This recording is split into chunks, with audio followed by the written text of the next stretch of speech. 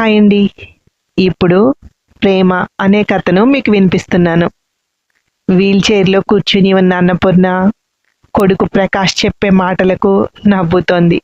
కానీ అన్నపూర్ణ మనసులో చాలా బాధుంది. ప్రకాష్ భార్య ప్రగతి మాటలు ఆమె చెవిలో ఇంకా గింగురుమంటున్నాయి. మనిషి కదల్లేదు కానీ ఎవ్వర్ని ఎలా గుప్పెట్లో పెట్టుకోవాలో తెలుసు. ఈ తెలివితేటలు కట్టుకున్న మొగుడి మీద ప్రయోగించి ఉంటే ఆయన దేశాలు పట్టుకుని పోయేవాడు కాదు అంది ప్రగతి. ఆయన దేశాలు పట్టుకుపోలేదు. అన్నపూర్ణ పనిచేస్తున్న ఆఫీసులోనే ఇంకొక అమ్మాయిని పెళ్లి చేసుకుని తన కళ్ళ ముందే ఇద్దరూ తిరుగుతున్న అన్నపూర్ణ ఆ జాబు వదులుకోలేదు.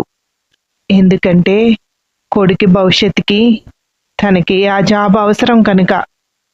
ఎవరు ఎన్ని మాటలు మాట్లాడినా తన పని తను చేసుకునేది. విసిగి వాళ్లే వదిలేశారు. జీవితంలో ఎదురీది అలసిపోయాయనుకుంటాను. ఆ కాళ్ళు కథలను అంటున్నాయి. అమ్మా, ఏంటి ఆలోచన? మాట్లాడవేంటి?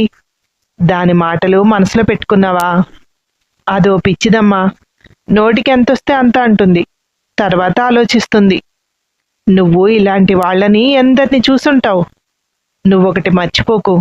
నువ్వు నాకు భారం కాదు. నా కోసం నీ జీవితంలో ఎదురీత నాకు తెలుసు. నా డైరీ దానికిచ్చాను. ఈ పాటికి దానికి కూడా తెలిసే ఉంటుంది. నువ్వు నాకు భారం కాదు, ఇష్టం. నాకింకా గుర్తుందమ్మా, ఎవరైనా నిన్ను ఎగతాళి చేస్తుంటే నాకు కోపం వచ్చేది. అవేమీ పట్టించుకోకుండా నాతో నువ్వు నవ్వుతూ కబుర్లు చెప్పేదానివి. నన్ను నవ్వించేదానివి. ఈ లోకం అలాగే అంటుంది కన్నా, అలా అందరూ ఏదో ఒకటి అంటున్నారని మనం ఆగిపోకూడదు. వాళ్ళ కర్మ వాళ్లకు వదిలేసి మన పని మనం చేసుకుంటూ పోవాలి అనేదానివి. నేను నా లైఫ్లో క్షమించలేని వ్యక్తి అంటూ ఉంటే అది నాన్న ఒక్కరినే అన్నాడు ప్రకాష్. అక్కడ ప్రకాష్ ఇచ్చిన డైరీని చదువుతున్న ప్రగతికి ఒక పేజీ దగ్గర ఆగిపోయాయి ఆమె కళ్ళు. అమ్మని అందరూ నీకు చిన్న వయసు, ఈ పిల్లాడిని ఏదైనా హాస్టల్లో జాయిన్ చేసి మళ్ళీ పెళ్లి చేసుకో అన్నారు. అమ్మ నన్ను వదలడానికి ఇష్టపడలేదు. నా కొడుకే నాకు లోకం. నన్ను ఎవ్వరు కాదన్నా నేను వాడి కోసం బ్రతుకుతాను అంది. అలాంటి అమ్మ ఈరోజు కథలు లేకుండా ఉంది.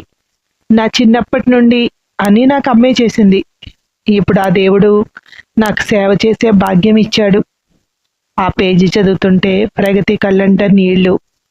పరుగున అన్నపూర్ణ దగ్గరికి వచ్చింది. ఆమె దగ్గర మోకాళ్ళపై కూర్చుని, అత్తయ్య నన్ను క్షమించండి అంది ప్రగతి. భార్య అలా అడుగుతుంటే ఆ కొడుకు ముఖంలో సంతోషం. ఇద్దరూ చెరో పక్క కూర్చున్నారు. ఇద్దరు తలపై చేతులుంచి నవ్వింది అన్నపూర్ణ.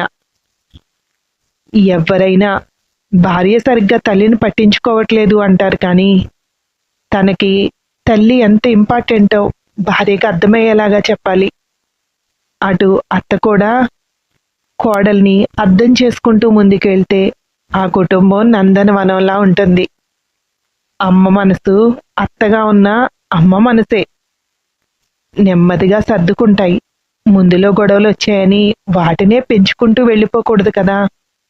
ఈ కథలో మీకేమర్థమైందో నాకు తెలియదు, కానీ ఒకరినొకరు అర్థం చేసుకుంటే సంతోషంగా ఉంటారు. ఆ కుటుంబంలో ఏ కలతులు లేకుండా అందరూ మనశ్శాంతిగా ఉంటారు. ఆలోచించండి.